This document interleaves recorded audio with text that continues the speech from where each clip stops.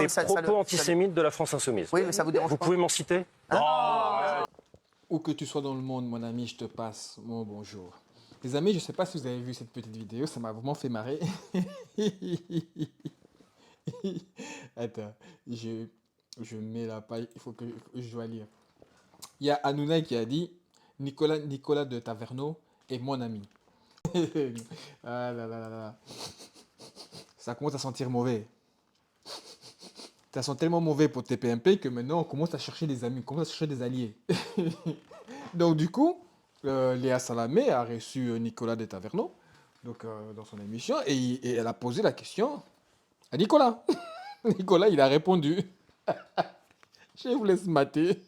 J'avais vu Nicolas de Taverneau, qui est un ami depuis des années, qui est pour moi un des plus grands, un des grands monsieur de la télévision.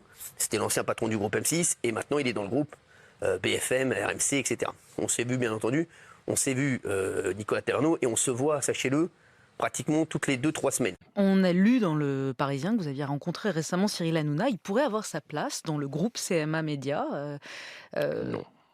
Non, je l'ai dit clairement, mais sur BFM et sur nos deux autres chaînes, RMC Story, RMC Découverte. Il n'y a pas de place pour Cyril. Et vous savez quoi? J'ai remis ça au moins 10 fois. J'ai regardé ça au moins 10 fois. J'ai kiffé. J'ai kiffé, quoi. Le mec, il dit non. Non, non, non, non, non, non. Je connais pas. Non, je connais pas, non. Non, il m'intéresse pas. Excellent, le mec. Non, mais le gars, il est quand même fort. Pendant, pendant les émissions, quand il était à son prime, parce que maintenant, on peut plus dire qu'il est à son prime. Hein. Il n'y a que les fansous d'Hanouna qui croient qu'il est toujours... Non, non, non, non, je vous jure, franchement, non, il n'y est plus. Il n'est plus à son prime, il est plutôt...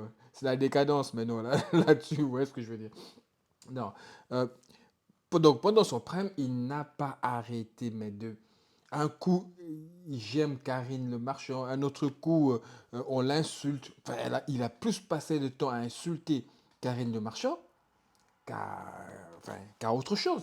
Mais en ce moment-là, il ne savait pas que Karine Le Marchand travaillait pour De Taverneau. D'ailleurs, j'attends toujours en quête de complément. Hein. Je vais faire une vidéo d'ailleurs sur ça, parce que je l'attends toujours. Tellement fait le malin. Donc, il a tellement insulté Karine Le Marchand. Mais Karine Le Marchand, oui, voilà, travaille pour Taverneau, ça tout le monde le sait. Il n'a pas arrêté de critiquer BFM.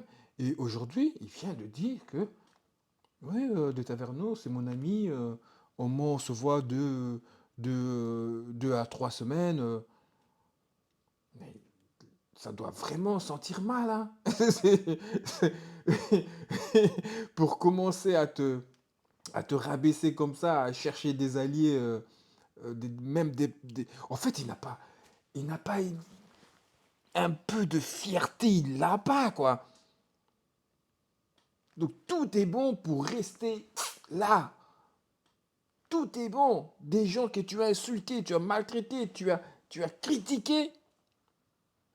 Et tu es capable encore aujourd'hui de faire marche arrière, d'aller dire non, non, non, c'est mon ami.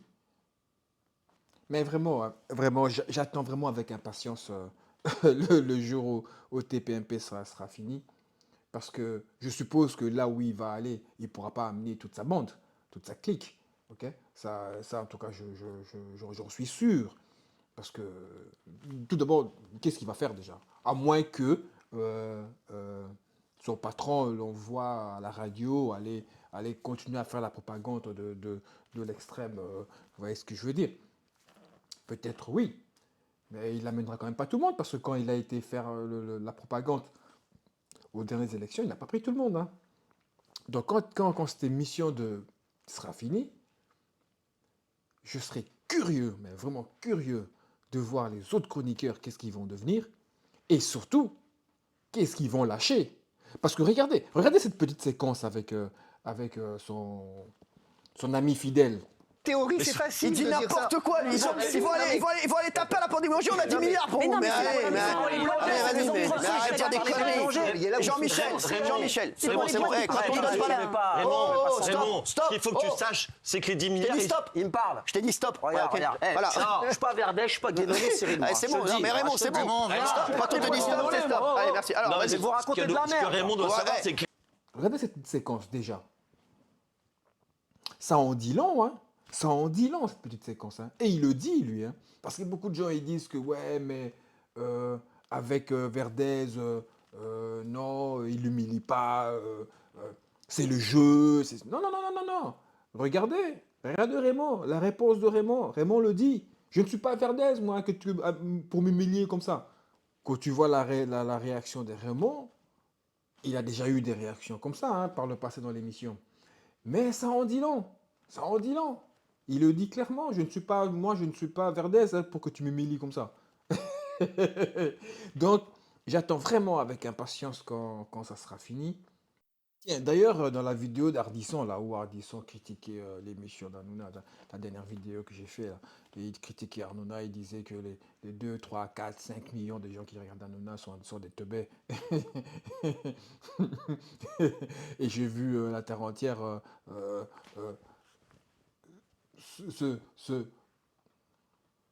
se scandaliser. Là. Non, tu peux pas parler comme ça. Traiter les téléspectateurs de Hanouna de teubés, c'est carrément pas normal. Oui, mais oh. Quand Hanouna parle de 2-3 millions d'immigrés, là, quand il les traite comme de la pipe, hein, là, ça choque personne. Quand dans son émission, là, quand il traite les musulmans, les arabes, enfin, peut-être pas lui directement, parce que lui, il peut pas le faire directement, mais en tout cas, par la voix de ces chroniqueurs, il y a ces idées qui sortent de là. Ces chroniqueurs, quand ils dénigrent, quand ils insultent les musulmans, les immigrés, non, ça ne dérange personne. Mais parce que ce que Ardisson a dit, il n'a pas tort non plus. Regardez ce passage, et j'ai trouvé ça très intéressant. Le Guénolé, je ne sais plus, c'est apparemment un nouveau qui est là. Franchement, il les a remis à leur place. Et regardez bien ce passage, et vous allez voir le niveau des chroniqueurs de TPMP. Vous faites pour la France Insoumise qui a des propos antisémites. Récent. Pas pareil, Des propos antisémites de la France Insoumise. Oui, mais ça vous dérange Vous pas. pouvez m'en citer? Dans ce cas-là, le collaborateur parlementaire de Ercilia Soudé dit qu'il faut une intifada à Paris. C'est quoi? C'est de l'antisémitisme pour vous de appeler à l'intifada? Oui, Mais vous confondez tout en fait. Vous avez des problèmes de repères ou de formation. Il y a El Brun-Pivet qui va camper à Tel Aviv, par exemple. Un antisémitisme résiduel, non? C'est pas Bonne problématique question. pour C'est toi vrai que c'est minimum limite et que ça mériterait une sanction sur Jean-Luc Mélenchon, c'est vrai. Le Hamas mène Là- une action non, mais- légitime. Comment? Le Hamas mène une action légitime. Ça, j'ai un problème avec ça, effectivement. Mais quand vous dites, est-ce que la phrase le Hamas mène une action de résistance légitime un génie. pose un problème ou pas, c'est pas un problème d'antisémitisme que ça pose. Ça pose le problème de faire l'apologie du terrorisme. Et de la même c'est manière- pas le même sujet. Arrêtez de qualifier d'antisémitisme tout et n'importe quoi. Vous nuisez à la cause de la lutte contre l'antisémitisme. C'est dangereux. Réservez la qualification d'antisémitisme à l'antisémitisme. Je pense que nos téléspectateurs de confession juive, par exemple, savent très bien ce Tu veux dont me dire on ça à parle. moi À la France Insoumise, oui, ils mettent une cible sur le dos des concitoyens juifs de France. Je le c'est pense ça. et je suis sincère. Ah, bien Et quand sûr. quand Jean-Luc Mélenchon dit que l'antisémitisme est résiduel en France et que c'est une aberration de dire ça parce que ça C'est antisémite, ça. Bravo, Benaï. Oui, bien sûr. Oui. Mais vous vous rendez compte de ce que vous dites? C'est un déni du réel. Mais est-ce que vous vous rendez compte de ce que vous dites? c'est vous. Avoir une t'as opinion menti, en fait. sur la Vous vous rendez compte de quantité ce que vous dites. d'antisémitisme en France, dire qu'il est résiduel, on est d'accord ou pas? Mais c'est pas de l'antisémitisme. Oh, Jules Torres. C'est très drôle. L'antisémitisme est un négation. propos Stop, négatif stop, les deux, là. sur les juifs parce qu'ils sont juifs. C'est ça l'antisémitisme, Stop, enfin. oh. Ou un acte, ça marche Oh, aussi. Guénolé, vous faites des phrases trop longues, on ne les comprend pas. Ah, elle est simple celle-là. Faites des pourtant. phrases. Ils n'arrivent même pas à comprendre que les arguments qu'ils utilisent pour justifier l'antisémitisme est complètement pourri, quoi. Et le gars, il a raison, parce que quand il dit qu'à force de dire antisémitisme par-ci, anti-ceci par-là, anti-par-ci par-là, vous êtes en train d'affaiblir la lutte contre l'antisémitisme. Il a totalement raison. Parce que si vous parlez de l'antisémitisme, comme il le dit là, sur les juifs, parce qu'ils sont juifs, oui. Mais si à chaque fois, quelqu'un vous refuse de vous ouvrir la porte ou ne refuse de vous donner un bonbon, et vous criez à l'antisémitisme, vous affaiblissez. Ça n'a plus d'impact, ça n'a plus de force, ça ne fait plus rien. Regardez, au début du conflit, on criait antisémitisme, antisémite, à gauche et à droite, à tort et à travers. Tu ne vas pas aux manifestations, tu es un Tyrénée. Tu ne dis rien à la télé qui est pour eux, tu es anti. Ça n'a ni queue ni tête. Et là, quand vous regardez la séquence que vous venez de voir, le gars leur explique très clairement, en tout cas de ma part, du moins comment moi j'ai compris ses propos, le vrai sens de l'antisémitisme. Et ils sont tous là. Et toi, l'autre baron, là, sur son trône, là, qui le coupe la parole. Ouais, on comprend rien à ce que tu dis.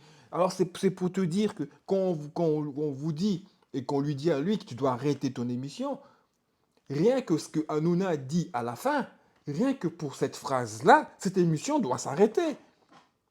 Quand il dit Guénolé, tais-toi, on comprend rien à ce que tu dis. Alors pourquoi vous êtes là? Vous êtes là pourquoi? Mais pourquoi vous parlez de ça alors? C'est pour ça que cette émission doit s'arrêter. Ça ne sert à rien. Ou alors revenez à vos chocolats. À faire le clown sur le truc, à offrir des cadeaux aux gens. Revenez là-dessus. Parce que quand vous parlez d'un sujet sérieux, quand vous avez un mec qui vous explique que votre façon de faire ne favorise pas le soutien de l'antisémitisme, vous ne comprenez rien, vous dites, ouais, coupe, et quand Mélenchon il dit ça, mais ça n'a rien à voir. Vous, qu'on vous a choisi comme chroniqueur pour passer à la télé et expliquer à des millions de gens des choses importantes, mais vous devez comprendre ça aussi. Je trouve que c'est juste, que l'explication est limpide. Enfin bon, dites-moi dans les commentaires si vous pensez comme moi, ou si je suis dans l'erreur. Si je suis dans l'erreur, en tout cas, corrigez-moi, dites-moi pourquoi. Parce que moi, je pense que l'explication de ce guenolé-là sur l'antisémitisme, moi, je pense que c'est plutôt la voie qu'il faut suivre. C'est plutôt celle-là. Et non crier à tort et à travers antisémite, antisémite, antisémite, quoi. Enfin, ceci dit, voilà la petite vidéo que je voulais faire aujourd'hui pour vous, les amis, parce que bientôt, donc, cette émission va prendre fin. Et on va sabrer le champagne ce jour-là. Je ferai une vidéo. Pouf. Merci les amis d'avoir regardé cette vidéo. Si tu as regardé jusqu'à la fin, c'est que tu as aimé. Abonne-toi, laisse-moi un petit commentaire, laisse des petits pouces j'aime. Et on se retrouve à la prochaine vidéo.